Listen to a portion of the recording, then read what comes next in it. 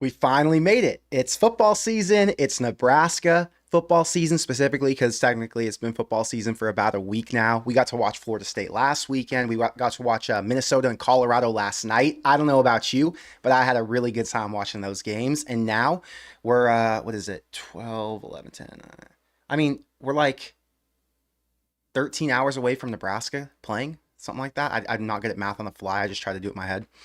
Regardless, Nebraska's coming up quick. Tomorrow morning, my mom's coming up. You know, she lives about 45 minutes away from me, but she said, I got to watch the first game with you because usually I don't have time to watch them with her since I got to be at my computer right after the game to live stream. So tomorrow we'll get to do that together. I'm excited, and I hope you are too. I made my Utep preview, and man, last season, even the season before, obviously I had less subscribers throughout, but there were a lot less views on my game previews than this Utep one that I released this last week.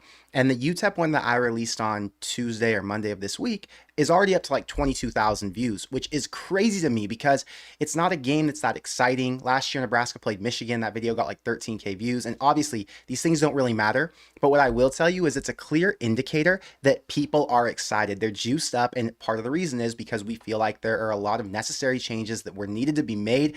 And Matt Rule addressed them. And now we're going to walk into this season feeling a lot more confident, a lot more hopeful because there's reason, there's justification to our madness, to our offseason national championship. It's not just we went out and did well in recruiting and now in 3 or 4 years, Grant Brix will be a superstar or whoever else comes into the fold, right? There are guys in here who can make an impact tomorrow. Guys in here who can do what Shador did to North Dakota State last night. You know, I'm not trying to call for Dylan to throw for 450, but if Dylan goes out there and plays the game we expect him to, it could be a really exciting Saturday. So the weather's perfect. I think 85 degrees or something tomorrow. No rain drama. And it's just a really good time to be a Nebraska fan. I think you guys can all agree with me. Before I get into this, I wanted to show you something I bought. So I'm working on this art project, we'll call it. You know, I like to do things that are creative and unique. Like I'm not that guy who'll go to Target and buy the art they've got in the section where it's just home decor. I got to do my own custom stuff. So I was thinking about it. I was like, what could I get that would make a really cool framed piece on the wall? Obviously, college football inspired. And then while I'm scrolling through eBay, I get some things popping up that look like this. This is a ticket stub from 1990, Nebraska versus Minnesota in the North Stadium. You see that at the bottom. And it says, "Here come the Huskers." It kind of looks like a Marvel comic deal. And I was like, that's super cool. It only cost me like 20 bucks. So I bought it. Then I was like, what if I get a bunch of those and piece them together kind of like a collage, make it really nice. So I found a bunch. I got like, I think 16 tickets. I've spent hundreds of dollars on this collection at this point. I'm just showing you a few of them. This is a 1953 ticket, Cal versus Baylor. And I love the artwork on it because it's obviously two bears fighting, which is super cool. 1950s retro graphic. Loved it. And the last one I want to show you because I love this one as well. Classic Big 12 matchup. Iowa State, Kansas State, 1955. The Cyclone there on the left side of the ticket. And I just love the text. You've got the pennant with the Iowa State in the front. And I think I paid probably 23 bucks for this. So got a bunch of these stubs and I'm collecting them essentially, and then I'm going to put them together. So once I get more of them, and if there are any that I think are really cool that you should see, I'll share them. But I don't know. That's just a hobby that I'm into. I like collecting stuff. When we were younger, a lot of us collected football cards, and I'm not sure if that's still a popular thing, or if people just collect the ones that can get PSA graded and sold for a bunch of money. But I had binders, and that was like the most cool thing to go through, look at all the artwork on it, talk about the players with my friends, trade people. And I don't want that to die. I want to have something I can hold on to and something I can look at physically. So these are really cool.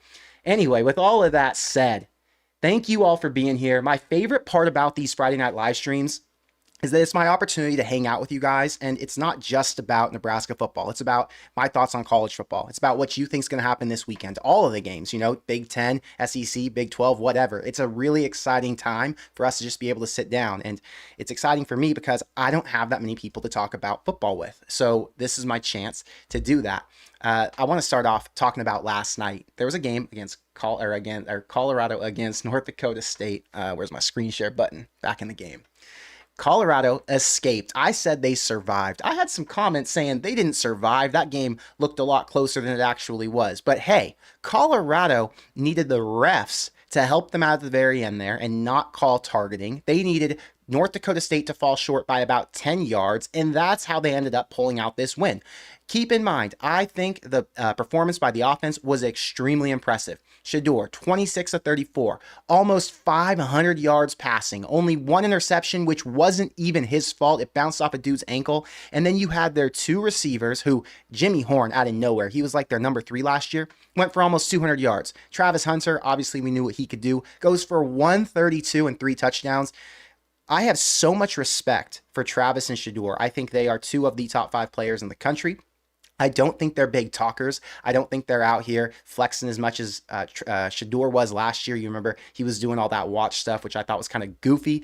But I have a lot of respect for both those guys, and I want to see them win. I want to see them be successful because obviously it's good for college football to have players like that. And it's good for teams like Colorado who are going to be in the gutter for the rest of time to have one moment to shine, right? Have one moment to flex. Now, don't flex next weekend when you come into Lincoln. Try to, but I want to make sure the defense shuts that down. But I'm just appreciative that we got it back and we're getting to see really good football because last night was a really fun game to watch. So that was the first thought. Deion's response after the game was, some of you are upset that we got the W. Some of you really mad we didn't get the L. So God bless you. You'll have to wait again till next week. And the good thing is that's only 8 days away. You got to wait 8 days if you're a non-Colorado fan, which, I mean, I don't know how many Colorado fans there are. Let's say there's 2 million right now. I wouldn't even call them Colorado fans. I'd call them Deion, Shedeur, Travis fans. But we'll call them Colorado fans for now. They're going to have to wait till next week when Colorado heads to Lincoln and Nebraska has a chance to expose them. And obviously, we can't jump too far ahead because we haven't even seen the Nebraska offense perform yet. It's so exciting to put these, hypotheticals out and talk about what could be. But I don't want to be that guy who, we've all done it in the past, gets overly excited about a product we haven't seen yet, gets overly excited about a quarterback with all the potential in the world, but who hasn't done shit yet. And Matt Rule has made such a good point, and he's put so much emphasis on the fact that, yes, there are good quarterbacks in this room. Yes, they have done good in spring ball. They're working extremely hard. They look like they could be QBs of the future. But it's really hard to say, well, we've got Heinrich Harburg over here who started in 7 or 8 games last year. Big Ten games, too. He beat Big Ten teams. And now we've got to put him on the bench for a guy who's never done it before. Last year there was a quarterback at Nebraska named Jeff Sims. He had never played in the Big Ten. He had a bit of a proven track record as a runner, but he had a lot of struggles as a passer. Not as many crazy struggles as a turnover machine as he had last season before that, but he was still, rocky. We all got really excited and said, you know what? We believe in Matt Rule. We believe the offense can support him and he can turn into the quarterback who Nebraska needs. And those assumptions were just incorrect. He came into a bigger, stronger, badder conference, and those guys just screwed him up. They brought pressure on him. They confused him. I think, obviously, some things got to his head, and then he just got worse as the season went on. And I'm not trying to project or put anything on Dylan, Danny Kaelin, any of these players on Nebraska's team, because I don't think that was the normal. I think that was an anomaly. That was a one-time situation that hopefully we never have to look at again, right? But the point to all of this is, I don't want to make assumptions until I see proven product on the field. And I'm so thankful that Nebraska gets to play Utep, a team who, they're not the best guys out there. They're not the best players in the Conference USA. They're not the best players in the group of 4. They're just kind of thrown together from the FCS. They're thrown together from the transfer portal. And while you might have a couple guys who get a shot in the NFL, you don't have the depth and you don't have the experience that Nebraska's bringing to the table. So that's what makes me really excited about tomorrow. Those are just my opening thoughts. I want to talk about Minnesota as well, because I saw some message board stuff about Minnesota. So this was actually funny to me. Minnesota, the reason I like watching Minnesota fail is because they had a little bit of that Colorado fan energy to me. They all got really excited and amped up when they were on that hot run. And then as they started to play worse and over the last couple of years, they weren't winning as much, it seemed like those fans kind of died out. I didn't hear as much chirping towards the Nebraska teams from Minnesota unless they would win those games. But here we go. Here's a message board comment. Why for all that is holy is this guy so risk averse? He's talking about PJ Fleck. You have to take some chances to win the dang ball game, PJ. I'm done. I'll just stick to rooting for the service academies and Boise State. If you take all the Power 4 programs, what is PJ better than average at? I truly don't think he's better than average in the P4 at anything. I mean, PJ, keep in mind, this was one of the hottest coaches in the Big Ten at one point. Potentially was looking at bigger jobs, not just a little Minnesota, looking at something like a USC, right? So it's been surprising that he's had this downfall. Our 18th season with season tickets, and I spent nearly the entire game thinking to myself, I have 3 more months of this nonsense to sit through. I'm so down on college football already due to NIL and transfers, and watching another season of inept, basically unwatchable offense just has me. Oh, wait, I read that wrong. It doesn't matter. And watching another season of inept, basically unwatchable offense just has me dreading the rest of the season. That makes more sense. I've never felt this way until tonight, but I literally want my money back. Nothing has changed, not even the game day operations. So stale, it's unbelievable. I think a lot of Nebraska fans felt this way, which is so interesting because Nebraska's been in the gutter for so long, and Minnesota is just getting back into the gutter. Minnesota has been hot for like 5 years now, and they rode that season, the 20, what was it, 18 or 19? They rose whatever that big season was, and they had a lot of good recruiting. They had a lot of hype, excitement. People were actually paying attention to and talking about Minnesota, and now to watch it all come crashing down, it's just kind of the way college football goes. So it's funny to see those, I'll call them overreactions in week 1, but it was questionable losing to North Carolina the way they did. They missed 2 field goals. They weren't too difficult. None of them were over 50 yards. I think one was 47 at the end of the game, and they didn't capitalize on their opportunities in the second half. They were in position a few times. They fumbled it. The quarterback, I thought he was going to be better. Minnesota returned a lot of guys in the offensive line, and receivers too. They had Elijah Spencer and Daniel Jackson back, Jordan Newman, but yeah, they just didn't look that good. So, yesterday, Minnesota got a taste of what it's been like to be a Nebraska fan for so long with all the stupid losses, and I don't feel bad for them one bit. So I just want to say that. Let me get to a couple of the comments because there's some super chats. I'm sorry for neglecting the chat, you guys. I'm just trying to get all my opening thoughts out. We got Todd. Thank you for the $5 super chat. I appreciate you. He says, hit the like, 42-10, Nash with 2. I like that. I think Nash could get 2, but I think Jamari is a dude who's going to come out here because you have a faster quarterback in Shedeur, a guy who's quick twitch, a guy who can move his way around the pocket, and I think he'll find a way to avoid a guy like Nash, who's a little bit heavier, not as fast, and it'll be up to the defensive ends or the linebackers blitzing in to get him, but I could be wrong. Hopefully Nash does get 2. Regardless, Nash had a really good season last year. His body's probably more built to handle Big Ten play this go around now that he started an entire season and knows what it takes to get through it, so I have a lot of confidence that he'll be a stud. Let me see here. Brad, thank you for the $5 super chat. Thank you for being a member. He says, you better come visit me at Gate 2 next week. I'll be in the yellow event staff t-shirt. I like that, Brad. If I'm anywhere near Gate 2, I'm going to remember that because I'm going to see Gate 2. I'm going to say, I think Brad told me to come over here, but Brad, I'll do it for sure if I'm near it. Thank you for the support. Appreciate the super chat. And next, we've got Tommy. Thank you for the $5. Thank you for being a member. He says, what do you want the response to be if they try to step on the logo? Micah Mazzccua goes off like how he did in the... Micah Mazzccua goes off like how he did at Florida, fighting the University of Tennessee player. I don't think Colorado's coming with that disrespect the same way they were last year. I think last year they were really cocky. They thought they were going to take the Pac-12 by storm.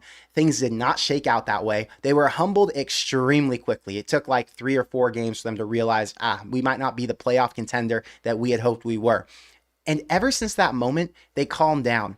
They weren't as flashy. They weren't bragging as much. I haven't heard anywhere near as much talk from Dion and Shedeur. People have their issues and grievances with those guys because obviously they're very opinionated. They're strong in their feelings about who they are and the way they run their program. But they aren't out here talking trash, saying they're going to run everything. They're out here just talking about making a bowl game. I heard Dion after the game last night, went on the mic, thanked the crowd for coming out. Obviously, that's admirable, and he's trying to do his best to build Colorado up, which I think is his responsibility. But he said, we're just trying to get you guys back to a bowl game. He said that on the mic, and I thought, man, totally different conversation than what people make it sound like. People make it sound like, oh, Dion's all talk, Shadeur's cocky, Travis this, that. I don't think that's true. I think they're all good dudes. I think they're all living life their own way. I have a lot of respect for them. I want to see them win, and that's kind of my thought there. I don't think they're going to try and step on the logo, and I don't want any fights. I think that I like the energy. I like the hostility between a rivalry game. I want the fans to be turned up. I want them to be, yelling back and forth at each other. I love that, right? I don't want it to be like a Raider game, but I want the excitement. But I don't want to see players on the field fighting. That's just, to me, degenerate behavior. It's kind of ghetto behavior. It's gross. Like, yeah, why are we acting like that? So hopefully we don't see it, and I'm sure we won't. Jacob, thank you for joining the Corn Crazed Army, becoming a member. I appreciate you. Peter, Thank you for the $5 super chat. I like that you have the emphasis on your name and how to say it. Frazee, Peter Frazee. Here's a fun fact. The Buffs' longest winning streak against Nebraska is 3. Nebraska, please do not let them get to 4. I think another fun fact is that Nebraska at one point had like an 18-game win streak over them. Maybe it was 17. I don't know. When I was doing some research on the history of those two teams, it's like, 15-plus game win streak for Nebraska at one point. I really hope Nebraska doesn't let it get to 3. That would be, I don't want to call it debilitating. Nebraska could still have a really good season. I don't want to jump too much into that, actually. I don't want to talk about Colorado, Nebraska, because next week we're going to have a ton to dive into, and I have my thoughts. I have a lot of thoughts on the meaning behind that game, the importance of that game, and the effect it'll have on the season, a win or a loss. So I'll save it for then. Jacob says they're still cocky. They had rappers and a dance party in the locker room after they needed the refs to beat NDSU. Hey, I respect it though. They're getting pumped up. They're excited for their season. There are a lot of reasons to be excited if you're a Colorado fan and a Colorado player. They have 2 of the best players in the entire country. And if I was a rapper, I'd want to be celebrating with them in the locker room too. So I don't judge them. Do your thing. Caleb, thank you for being a member. Thanks for the $10 super chat. I don't care about the score as long as we get the win and the film looks great. That's all I want to see. And I think that's the sentiments from most Nebraska fans right now. They're like, hey, let's go out there, beat Utep. I don't want any drama. We just want to go out, get a win, get comfortable, get confident, and then we can start talking, our smack for the rest of the season. We can put out legitimate predictions because all of the preseason stuff we've done, it's preseason for a reason. We haven't seen what this team is. People love to say, well, the team's going to be the exact same as what it was last year. Not Nebraska fans, but other fans. They like to say, well, Matt Rule, you saw what he did with that offense, and they couldn't hold on to it, and the quarterback sucked, and da-da-da. Now you've got a true freshman quarterback. How are things going to change? Oh, boy. Buddy, you got no idea what you're in for if that's your belief. Now, there is not a 100% guarantee that things will come to fruition or that they will turn out the way you and I think they will. But I think there's a very, very good chance that Nebraska has a potent and very dangerous offense that a lot of teams struggle to stop. And when you pair that up with a Tony White defense that finished number 11 statistically last season, oh my God, are you out of your damn mind? There are going to be a lot of receipts. There are going to be a lot of things to look at online with all the bad talk about Nebraska, how they suck. Just go to my comment section. Go to this video that I just dropped where I reacted to the Colorado surviving North Dakota State. Go look at some of my preseason prediction videos and look what the other fans have to say. It's a lot of the I don't want to call them Colorado fans because I don't know who they are. They're just trolls. But fans for other teams are coming to our channel and saying stuff like, Nebraska's going to be the same as they've always been. I don't know why you're believing any different. They've shown you who they are for the last 5, 6, 7 years now. Why are you putting out 8-win predictions? And I understand it. I respect it. If you're a casual, if you aren't doing the research, if you aren't paying attention, if you don't know what's going on behind the scenes, I get it. If you don't watch college football, just make it known. But don't come to my channel where I don't want to call us experts, but everyone on this video right now, there's 265 viewers. Every one of these 265 people, they care. They look into the weeds. They look into the details. They know the starters. They know the backups. They know what Nebraska looked like and why they looked like that, where those changes needed to be made this offseason, and how Nebraska did it. So us, the 265 who are in this group right now, are making these educated guesses. And we're using all of the data we can work off of to look at, well, Nebraska was here, but with all these changes, they should be here. It's what Joel Klatt's doing. It's what the experts who are all predicting Nebraska to make a massive jump in Matt Rule's second season, it's what they're all doing. So anyway, I don't know how I got on that long tangent. I'm just excited. I'm excited because I see a lot of hate on Nebraska right now. And I promise you, my phone is filled with screenshots. We have receipts. Tommy, thank you for the $2 super chat. He says, did you watch the Arkansas game last night? 70-0 Wild. Okay, I did not watch that game. However, I did check in on that game, and I watched the highlights. There was a play. What is his name? Number 10, Talon Green. He was the Boise State quarterback, okay? Super fast. I mean, I think the EA Sports game ranked him as like a 90-something speed, which is running back level, okay? Talon Green had the ball, let's call it the 40-yard line. Rolls out of the pocket, has nobody downfield. Runs up the sideline, crosses over the middle of the field, splits a linebacker and a safety, gets to the other corner. And he does it looking like Tyreek Hill. He's 6'6", I think, 250 pounds, and he probably runs a 4.4 or faster. freak. So Arkansas. Oh, and they got is his name Jaquindon? Jaquindon Jackson. He was the running back at Utah. Another guy. He's pure speed. He transferred from Utah, went to Arkansas, and he had a really good run as well. One right up the middle for like 50 yards for a touchdown. Waved to the cheerleaders at the end. That was pretty funny. But Arkansas's got some guys. So I'm a mild Arkansas fan. I'm going to my second Arkansas game in my life this season. We'll talk about the games I'm going to later. But I'm a mild Arkansas fan because my dad lives 45 minutes away from there. And our old sponsor went to Arkansas. So he talks about them a lot. Anyway, don't get me started. Thank you for being a member for 22 months. He says he's just stoked that the Big Red is back. Hashtag rule the Big 10. Bro, I hear you. I'm in the same boat. And Jacob says the amount of bookmarks he has on X is insane. It's funny because we all got those bookmarks. We all got those receipts. It's justified.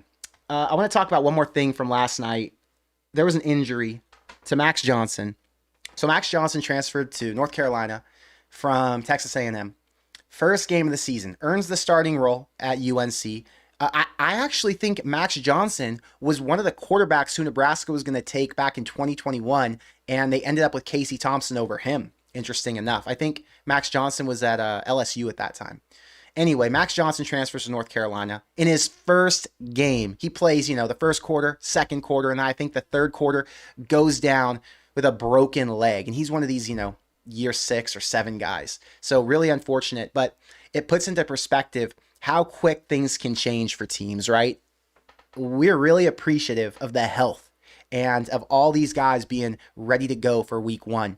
But we've seen in the past, some of Nebraska stars have gone down really early. And so, just appreciate what we get to watch while we can, because football is a violent and it's a dangerous sport, and you never know what's going to happen. So I'm not putting any bad karma out there. I'm not saying anything. I'm just saying, as a fan, appreciate what you get to see, because you just never know. The Shellin, is that how you say it? Thank you for the $5 super chat. He says, have you watched any of the Chasing 3 videos? I think they show how they've prepped for this upcoming season. It's cool to see behind the scenes. Yes, I have watched all of the Chasing 3 videos. Nebraska has done an exceptional job at putting out really good content. So when Matt Rule first got hired, I talked about one of the most important things for the future of college football as a coaching staff, being that you master social media. And I've had a lot of conversations with people who are really good on social and people who are in my space. One of the guys, QB Talk, if you guys have followed him, or QB Plug, sorry, if you followed him on Twitter and Instagram, we talk all the time about the importance of social media. And when Matt Rule came in, he worked with the team. And he figured out, well, if we showcase what we're about, if we show recruits what's going on behind closed doors and what it looks like to actually play at Nebraska, we're going to be able to sell the dream. And it's not just going to be all talk. You're going to see firsthand what it takes to be a Nebraska football player. And more importantly, why, if you come play for Nebraska, you're going to be successful. And then this week, it panned out because that guy, what's his name? Mark.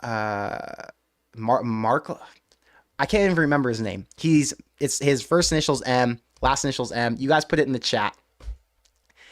He came from LSU. He was a freshman tight end last year. I think he's a Iowa legacy. He was a 4-star tight end. He started like 5 games at LSU. Out of nowhere, shows up at Nebraska. Doesn't even technically transfer. He just shows up. No recruiting visit, and says, I'm going to play for the team, after he had just told LSU a couple months ago that he's sitting out for this season. So then Matt Rule's like, yeah, I don't know. He didn't tell us why he came. I had no recruiting pitch. There was no conversation. Dude just showed up. His name's Mark McAway. Thank you, Tommy. So this guy, Mark McAway, shows up, and I have to assume part of that is, well, he's been watching Chasing 3. He's been talking to other players. He's seeing or hearing about what's going on at Nebraska. There's a lot of hype. There's a lot of reason to be excited. There's a lot going on that's different from what's been going on in the past 2 coaching cycle or coaching staff eras. So because players are starting to see it, and because fans like us are starting to see it, it's giving us more belief. It's giving these new players more belief, because now you're seeing what's actually happening. It's not some secret behind closed doors. I know Michigan is like major behind closed door policy. You can't film anything, talk about anything. So it's very cool that Nebraska is so open and honest. So I love it. It's exciting. I've got a lot going on this weekend. But first, I want to shout out our sponsor.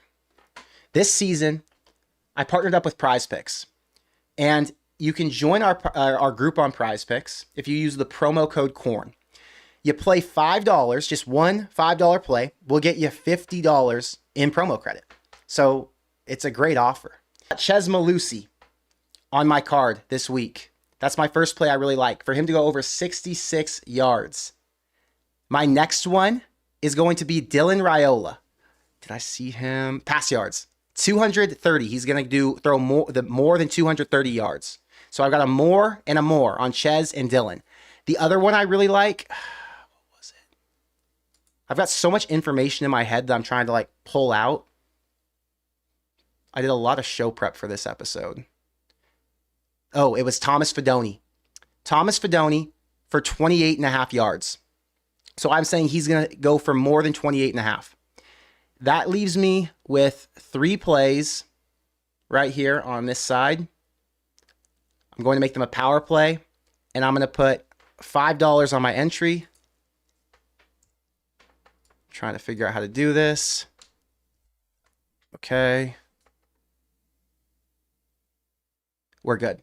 So now I have a $5 entry that pays $25. Submit lineup. This is my first time doing this on the computer, so bear with me. I normally do this on my phone, but we're good. Okay, I'm going to make my next play. We're going to go with a rush yards again, but I'm going to take Ches off. And I'm going to go with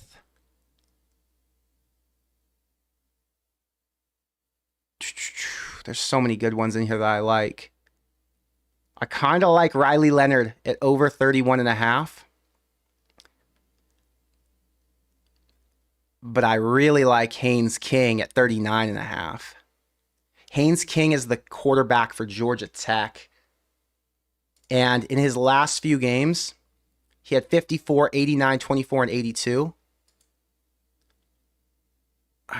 This is a tough one. More is 69. We're going to go with Haynes King at 39.5.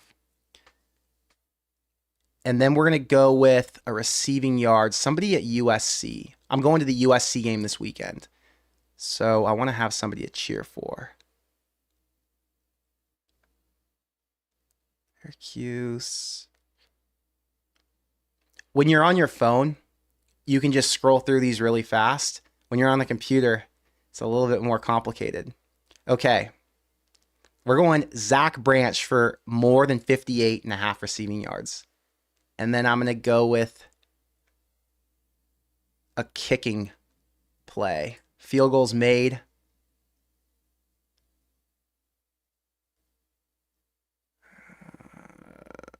Every single one of these is a Red Devil. I don't like the Red Devils. I don't think I like the Red Devils. Unless Penn State against West Virginia to make 2 field goals. Is West Virginia good enough on defense to hold them? I don't know that answer. I'd probably prefer the Northwestern kicker to make 1. Let's go with him. So this is 2 green goblins. These are easier plays to hit than the red. The red goblins are harder. So I'll take this, $5 to pay 15. And I think I've got one more play in me. Kicking points.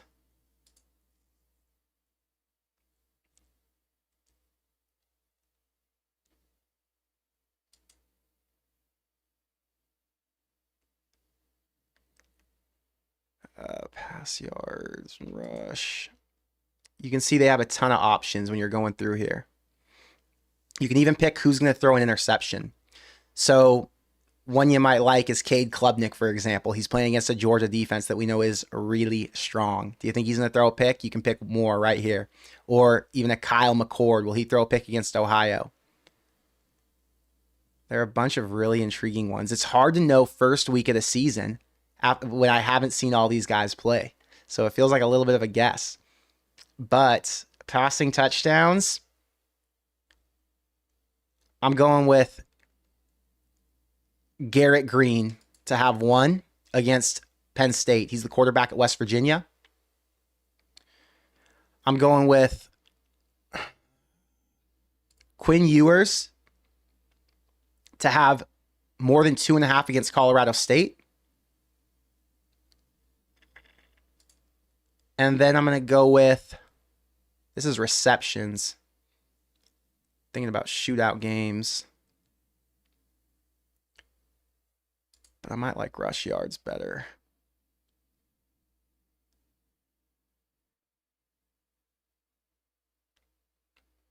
Is there any Nebraska running back for rush yards? No Nebraska running backs. But it's hard to bet on Nebraska or to pick a Nebraska running back right now since Nebraska running backs are all by committee. We don't know who will be doing what. You know, I might go with Montrell Johnson in the Miami game for 70.5. Or do I like Damian Martinez? Damian Martinez was running for almost 100 yards a game over at Oregon State. Now that he's transferred to Miami, I don't know how much different that offense is going to look with Cam Ward at QB. These are tough, man. These are tough. These are tough choices. And I like to make the right picks, you know? This is fun for me, but I like to make the right picks. There's a lot that goes into it. Could roll with a Texas receiver, like an Isaiah Bond, to go for over 68, or I can adjust it to go for more than 49.5. I might do that. And then Torrey Horton, the Colorado State receiver. I feel like they're going to put their best guy on him. I don't want to take him. Maybe I jump in on Isaiah Nayor. I haven't put anything on him. I'm going to take 10 on this to win 50. So there you go. There are some PrizePicks lineups. I will post all of those in the Discord so you can see them. And I'm excited for this week. So if you have any other plays you like, make sure you put them on PrizePicks. Message me on Corn Craze on Instagram and I'll see them. But I've been talking to a bunch of people about their plays.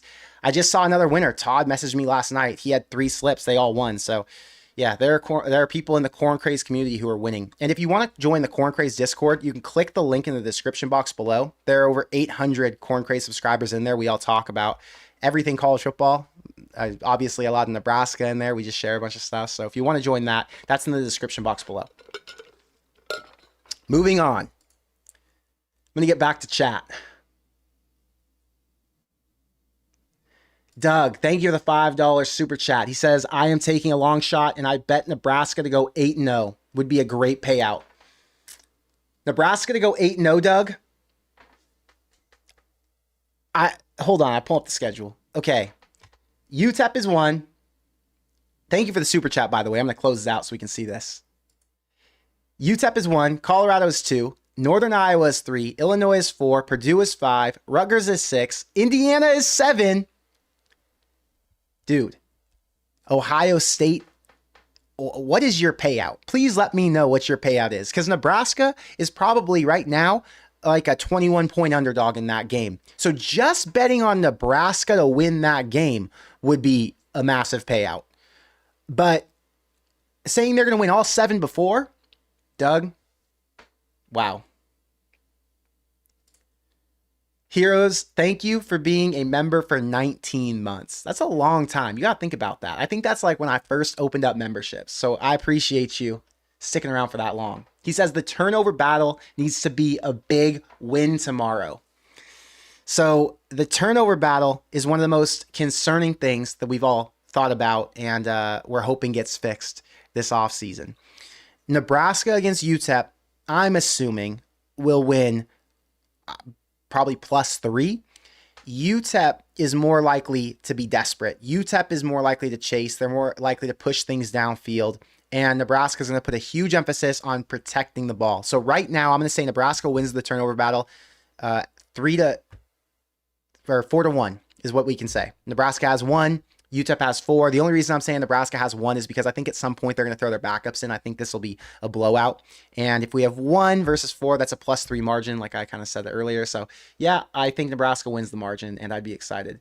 Michael kind of echoes those sentiments. He said Huskers could really use a +3 on turnovers to start the season. Agreed. Husker Chuck says Fedoni is a good play. Yes, sir. Tommy, Thank you for being a member for 11 months. He says, J-Lit was my rival in high school, and he's going nuts. So J-Lit, he's talking about Jordan at Nebraska. He's the one who produces all the content that we see on Chasing 3. He's been there since Scott Frost was there. He's an exceptional creative. Tommy obviously knows him. So Tommy, that's awesome. You do video too. You got to tell me or let me know where to find some of your content. Schleen. Okay, Schleen, thank you for the $5 super chat for clarifying how to pronounce your name. I'm going to try my best to remember this for all the live streams going forward. He says it's pronounced Schleen. My uncle is Mark Schleen. He played with Mike Rozier as a fullback, number 25. That's awesome. I'll have to go look him up. That was back in the day, back in the 80s. Let's see. Drive with Dre. Thank you for the $27.99 Canadian. I appreciate you. Keep doing what you're doing, man. Go team. Thank you, Andy. You're the man. And then I've got Doug again. Thank you for the $5. He says the payout would be $4K for the $100 he put in for Nebraska to go 8-0 to start the season. That's a damn good payout. Well, I'm rooting for you. It's going to be real freaking tough for Nebraska to go 8-0, but I am rooting for you. So this week after the Nebraska game, I'm going to get to all the games in 1 second, but I did want to mention this. This is kind of funny. This weekend after the Nebraska game, I'm going to do my live stream here, right? As soon as that live stream's over, I'm taking my bag, I'm going to the airport, and I'm flying out to Vegas. So my dad just bought a house out in Vegas. He lives in Oklahoma. He's in Summerlin, which is like 20 minutes away from the Raiders Stadium. So Saturday night, my friend Jacob and I, he's like my best friend, we're flying out there. The next morning, we're getting up. We're going to spend all day messing around, and then we're going to the USC LSU game at 4:30. I'm extremely excited. It's going to be, one of the biggest games of the entire weekend. I think USC as a Big Ten team is extremely underrated, and I think they're going to have a big turnout fan-wise in Vegas. People are very excited for where that program's headed, and I'm excited to see how they play on Sunday. My buddy Jacob said, hey, I don't have any USC gear. I need to get some. He lives right next to USC's campus. So I was like, hey, you're 10 minutes away from downtown. Just buzz over there and get a shirt. He's like, no, I need something cool. So a couple days later, he says, hey, I got a shirt. I was like, really? I was like, what is it? He's like, oh, I think I'm going to wait to show you in person. I'm like, no. Show me now. So he sends me a picture of his shirt. He got this OJ Simpson USC collage shirt. Heisman right there in the middle. USC Trojans, the Coliseum in the background. Pretty damn funny. We're sitting on like the 40-yard line in a USC section. It's going to be me, my dad, Jacob, and then one of my dad's childhood friends who also went to USC. So when Jacob comes out of the room sporting this shirt, I'm excited to see my dad's reaction. It's pretty freaking funny. But yeah, there will be a post-game show immediately after Utep. I'll be on for at least an hour, and then depending on what time that game ends and what time I got to leave the airport for my flight, the airport's like 15 minutes away from me, but I'll probably have an hour to do my reaction. But yeah, I'll do my reaction. Then I come home on Monday, and I start working on content again for the Colorado game. And then Friday at 3:30 in the morning, I have to wake up, and I have to leave my house by like 3:45, go to the airport, fly to Kansas City. My flight takes off at 5:15. Fly to Kansas City, land there at like 10:30, and then my friend Tyler, who lives in Phoenix, is meeting me at that airport. We're getting a rental car, and we're driving up to Lincoln. I get to Lincoln around 2:30 in the afternoon. I'm staying at a hotel. You guys know Denon. He's the one who helped me set up my live streams a couple years back. He got everything situated. I would not be here doing this without Denon helping get me set up. But Denon and I are meeting up around 2:30, and then I'm meeting up with a bunch of other people who I've been friends with through this channel, and I'll be in Nebraska for that Colorado game. I'm extremely excited for it. So yeah, I don't really have a plan once I'm there. There are a couple tailgates I want to go to. My friend Rod, who I've met through this channel, he's always in the super chats. The Husk guys, I met them, and I did a collab with them on Twitter about a week ago where I did my whole season prediction with them. They're having a tailgate, so I'll at least meet up with both of them, and I'm just kind of, rolling around and playing everything by ear. But I will be in Lincoln for that game. And then I have 6 more games after those 2 over the next 8 days that I'm going to this season all around the country. So it's going to be a very busy football season for me, and I'm trying to make as much content as possible in the meantime because I'm a believer that Nebraska is going to have their best season that they've had since I started making content. I think this is a prime opportunity for us to obviously grow our audience, for us to grow our community, and for me to have a good time talking about Nebraska football without just sitting there yelling at the camera or the screen. And yeah, it's just been a long time coming to be able to be positive. And I'm glad that we finally have a year where it feels like there's going to be some positive shift and positive momentum that we're building on. So thank God I won't just be here yelling at my camera and getting all hot and bothered over this team losing in nonsensical ways, right? Feel like I'm watching a group of 5 team. So it's an exciting time, a little bit of a shift. Let me get back to the super chats.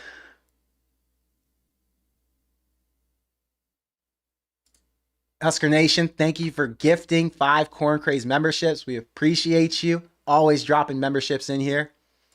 Serial says the vibes after beating Colorado would be immaculate. Okay, the vibes after beating Colorado will be unmatched. The closest thing that I have ever been able to experience in Nebraska to what would happen after a Colorado win was back in I can't remember what year it was. It was 15, I think. 2015, Nebraska played Michigan State. They were a 5-point underdog, I believe, or 6-point. Michigan State was the number 3 team in the country. Connor Cook was their quarterback. Tommy Armstrong led that game-winning drive down the field, fired one off to Brandon Riley, and Nebraska upset the number 3 team in the country, who eventually went on to the college football playoff, okay? That year, I think they did.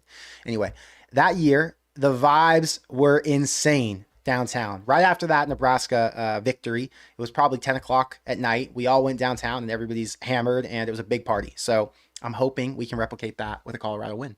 That would be really cool. Let's see here. Doug says, I have a great feeling about Nebraska this year. And this is me looking at it in a realistic term. And I think that's how most of us feel. We feel like there's a lot of opportunity for Nebraska to finally be good. And that's my point in the channel, having a chance to kind of grow and having a chance to really get the respect it deserves, because I think I've done a really good job at cultivating the right people. I think you guys are freaking awesome. My subscriber base is filled with Nebraska fans who are freaking awesome. Our comments and our engagement's insane. It's people who actually care about the team. I don't have like a bunch of kids or a bunch of haters. Our audience is actual, genuine Nebraska fans who are positive. They're believers.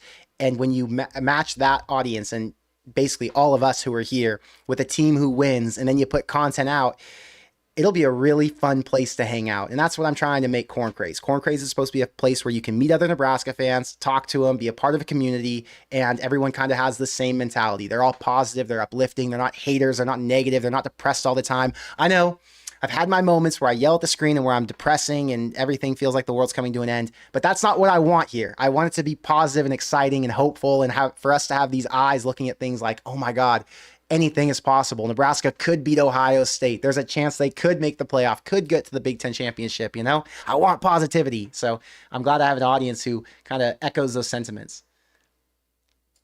Todd, thank you for the $5 super chat. He says, you're probably busy with the Iowa game. I'm sure I could hook you up with another ticket if you're interested. I would love to go to the Iowa game, but it's tough because it's Thanksgiving. You know, I got to spend Thanksgiving with my mom. She's over there in Orange County, and I can't leave her on Thanksgiving.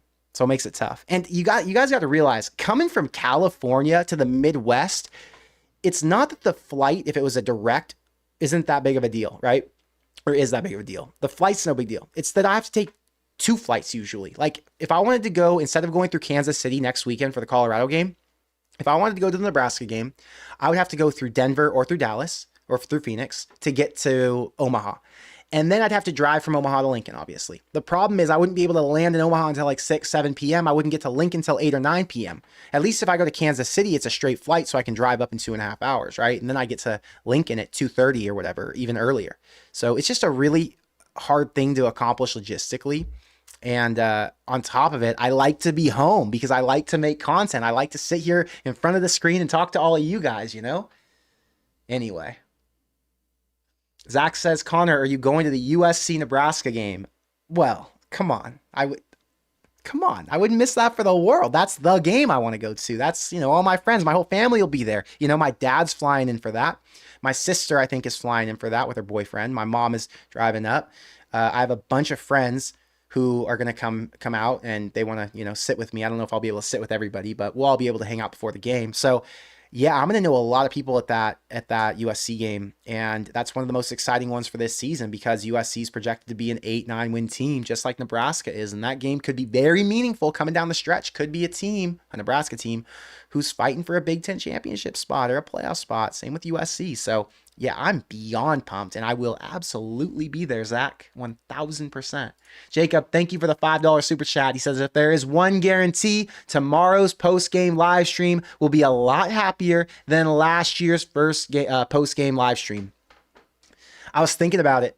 I was like, last year, Nebraska's opener was against Minnesota on a Thursday night. And there was optimism. I don't think we all thought that Nebraska was going to win that game. I think it was probably like a 40-60 split where we thought Nebraska would lose, right? I think they were like a 5 or 6 point underdog too. They were almost a touchdown underdog, if not a touchdown. So they were supposed to. The problem wasn't that Nebraska lost that opener last year. The problem was the way they lost that opener last year. And when I came on the live stream, I'm pretty sure I started it with something like, who do you blame for this? Do you blame the players or the coaches? And if I remember correctly, I blamed the coaches. Man, what a strong way to open up my relationship with Matt Rule. Your first game, Matt Rule, and you're not supposed to win, but then I'm over here calling you out and saying it's your fault that Nebraska lost this game. I haven't met Matt Rule, but I'm guessing he probably heard that. And I wonder what he thought about it. Who knows? But it was justified for me to call that out. They shouldn't have had Anthony Grant in the game when they knew all offseason he does not protect the football. And they told us over and over, he does not deserve to be in a position to basically put the weight of the shoulders or put the weight of the team on his shoulders and try to carry us to victory. He didn't deserve that because he hadn't earned it through his preparation. He had shown multiple times before that he wasn't ready. No disrespect to Anthony Grant. Good running back, wanted to see him in a bunch, but in that moment, he was the wrong guy to have holding the ball, right? So last year was a very upsetting, a very frustrating post-game live stream. And yeah, I don't remember. Well, I kind of remember. What I remember last year as was the season when we felt like there was hope that Nebraska could get to a bowl game. And after that Minnesota game, it felt like, wow, this is some nonsense. And they have to win next week against Colorado on the road if we want to salvage things. And they didn't. And then from there, the wheels fell off. And it felt like we've seen this movie before, and it's just done. We're dead energy. Nebraska's not going to make a bowl game this year. Obviously, they fought back. They got better as the season went on. Quarterback change came. Heinrich looked good at times, and there were a lot of reasons to be hopeful. But in general, last year didn't feel as fun.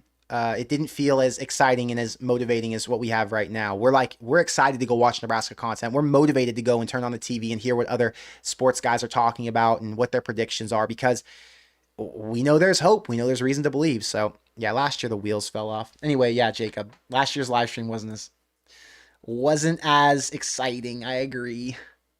Another one from you. Thank you for the 5 again. I appreciate all the support, Jacob.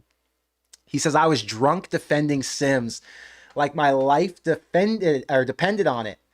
Safe to say my statements aged like milk that was left out in July. I don't remember what I said on camera after we watched Jeff Sims play, but I do remember defending him to people on Twitter who were DMing me, like my friends, not randoms. I don't respond to like random haters, obviously, but like my friends would send me stuff about Jeff Sims on Twitter. And I'd be like, look, there were moments, there were flashes. He's not a terrible quarterback. This was game 1 against Minnesota. Minnesota's going to be a really good team. Obviously, they ended up not being a good team. That was when the wheels started to fall off for them. And now we're here. But I was in the same camp as you, brother. James, thank you for the $10 super chat. He says, do you think Heinrich could be put in packages for the other positions? 1,000% I do. Absolutely. The way they talk about Heinrich right now is that he's such a good athlete. He can do so much to help the team. He's selfless. Everybody talks about him like that. The quarterbacks, the receivers, the coaches. They have not directly said how they're going to use him. But it's so obvious he's going to have a role. Okay, think about this. Last year, and I'm not telling you that you haven't already thought about this, right? Like, I know my words and the way I just said it might have made me sound like an asshole, but that's not what I mean. But if you're new here and if you haven't paid attention to Nebraska football, think about this. Last year, Nebraska played against Minnesota, and on the opening drive or the second drive, it was pretty early on, Heinrich Haarberg came out at tight end and he caught a pass from Jeff Sims. And in that moment, you're like, whoa, Heinrich can play multiple positions. And wow, he's tall, he's fast. Obviously, he's athletic enough to catch the ball and make moves. So maybe they should use him on the field more. And that was when we assumed Jeff Sims was going to be the starter. Fast forward to today.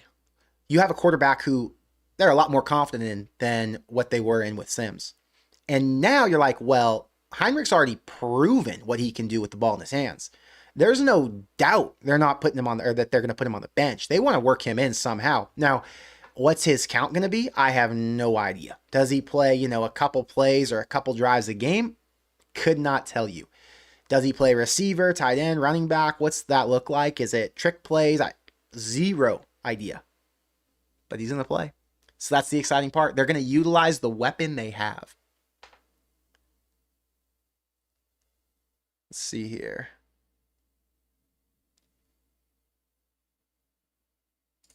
Serial says, I honestly just want us to have a good season in spite of Paul Feinbaum and Colorado fans nonstop clowning our team. Yeah, I kind of feel the same way.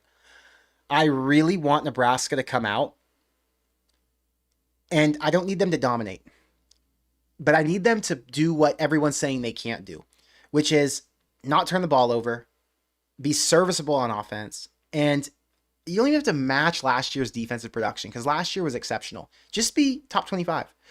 That would be probably an 8-win team. And if Nebraska was an 8-win team, that would shut up all the nonsense we've heard about them. From that perspective, that's what I want. Obviously, from a fan perspective, I want them to fucking blow the doors off and win 9, 10, 11 games.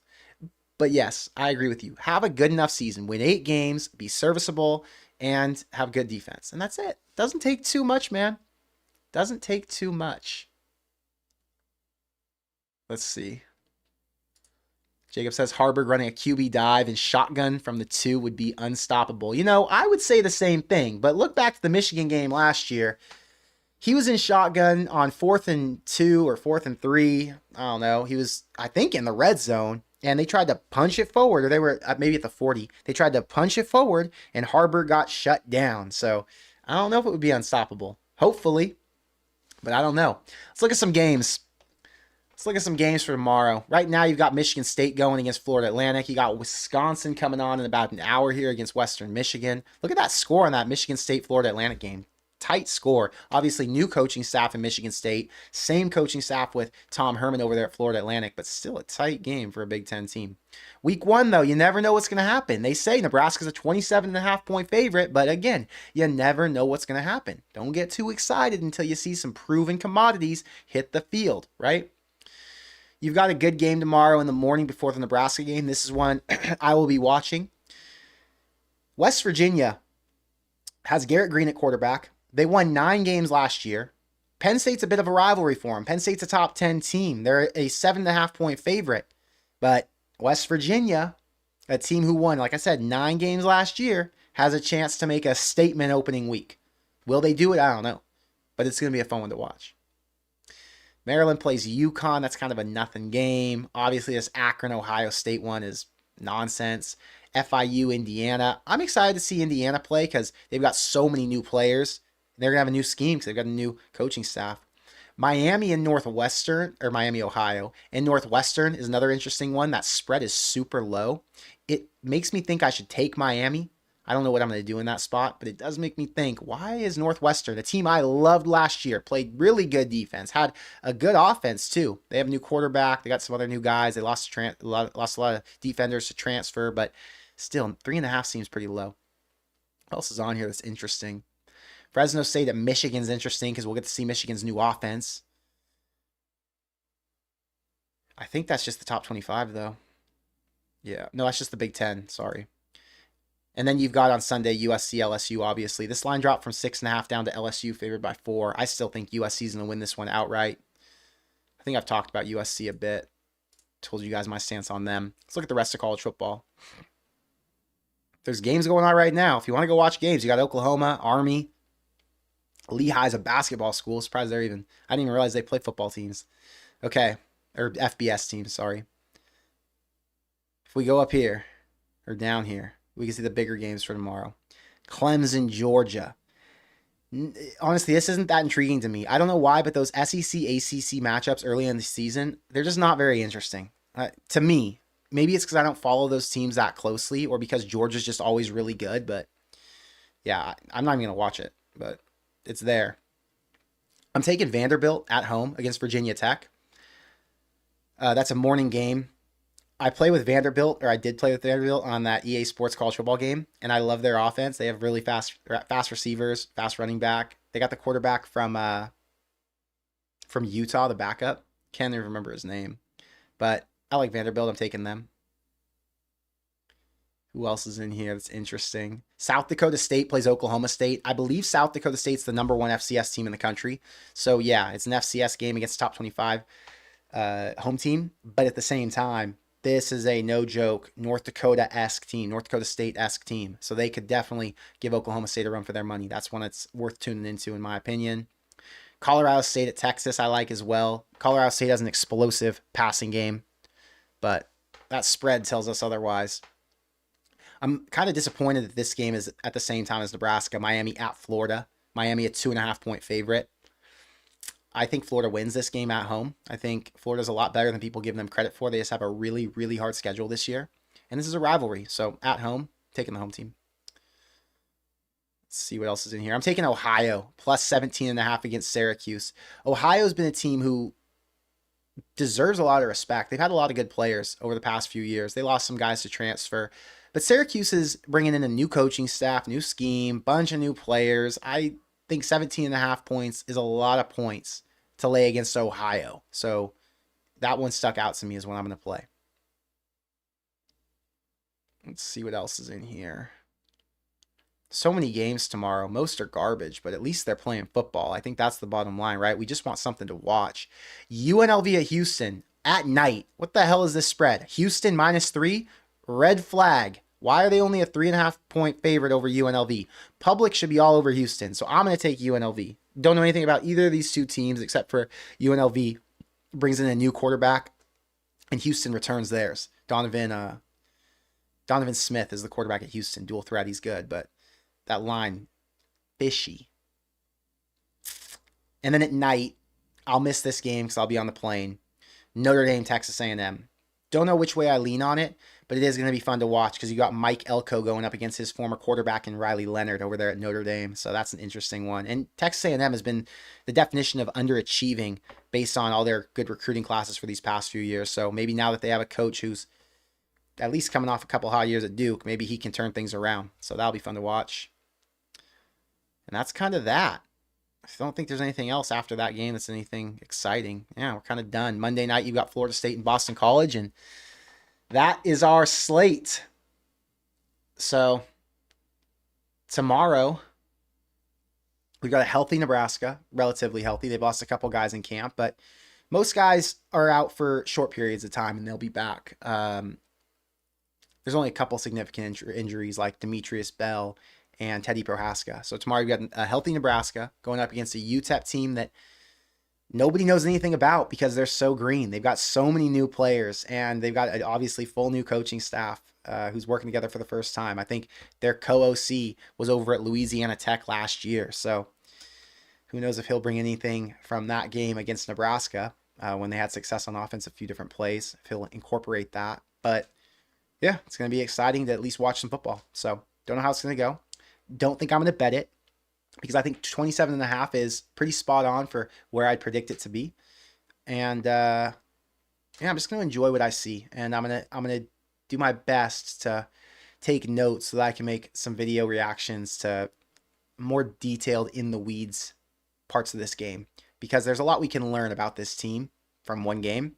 And I'm sure you guys are going to want to see a video about that on Monday or Tuesday whenever I get that up. And then we'll be back to our regularly scheduled preview and prediction. I'm going to have David Talks Buffs. He's another YouTube channel who talks about Colorado. I'm going to have him as a guest, I think next Wednesday on my show.